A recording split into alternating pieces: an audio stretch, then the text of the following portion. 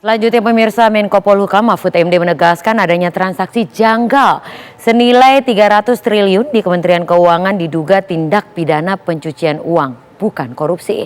Sri Mulyani mengaku senang dengan adanya informasi ini sehingga bisa menjadikan momen bersih-bersih di kementerian yang dipimpinnya. Namun pihaknya masih belum bisa menerima laporan soal detail terkait dengan modus transaksi tersebut.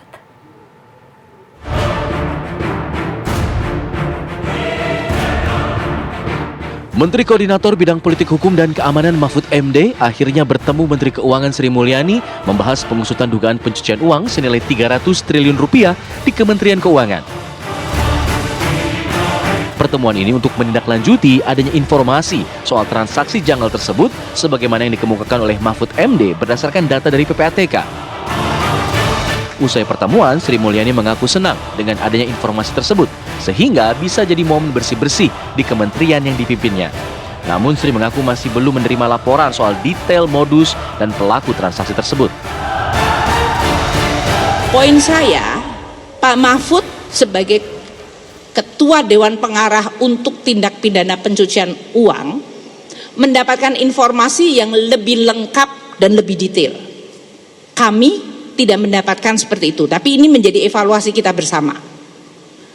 Namun banyak informasi yang detail mengenai pencucian uang itu disampaikan PPATK langsung kepada Pak Mahfud dan ke instansi aparat penegak hukum. Jadi mungkin impresi bahwa seolah-olah itu adalah datanya semuanya identik ke kami, mungkin saya akan sampaikan sepanjang ini di Kementerian Keuangan, saya akan meyakinkan dan menjamin kami akan pasti tindak lanjuti. Sementara Mahfud MD menegaskan tidak ada pernyataan yang salah baik dari dirinya maupun dari Sri Mulyani soal transaksi janggal 300 triliun rupiah tersebut. Mahfud menjelaskan bahwa dugaan adanya transaksi janggal itu adalah tindak pidana pencucian uang, bukan korupsi di Kementerian Keuangan. Diserangkan oleh Bu Sri Mulyani itu ya memang itu adanya, itu benar. Tapi sebenarnya saya kan ketika ngomongkan 300 triliun itu bicara tentang pencucian uang, bukan korupsi. Coba dibuka lagi semua. Ada transaksi aneh yang melibatkan sekian ratus pegawai Kementerian Keuangan, ya, yang diduga sebagai pencucian uang, bukan korupsi.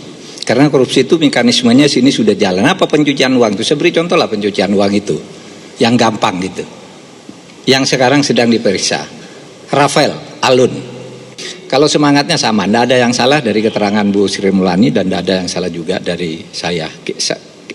Kita bicara satu ASN dan tugas mencegah korupsi di lingkungan kementerian. Saya bicara undang-undang tindak pidana pencucian uang yang itu kita buat dengan sadar karena korupsi itu hanya bisa mampu menyelesaikan sedikit. Sedangkan pencucian uang ini kejahatan luar biasa yang jumlahnya lebih banyak dari korupsi. Ini dibiarkan, terbiarkan lah, bukan dibiarkan. Maka mari kita mulai sekarang, tidak ada masalah untuk itu.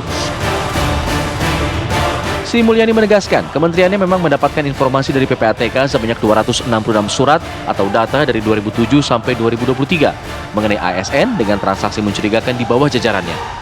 Total saat ini ada 964 pegawainya yang terindikasi diduga memiliki harta tak wajar. Sri Mulyani menyatakan seluruh informasi dari PPATK itu sudah ditindaklanjuti dengan melakukan beberapa pengumpulan barang bukti tambahan. Tim TV One mengabarkan.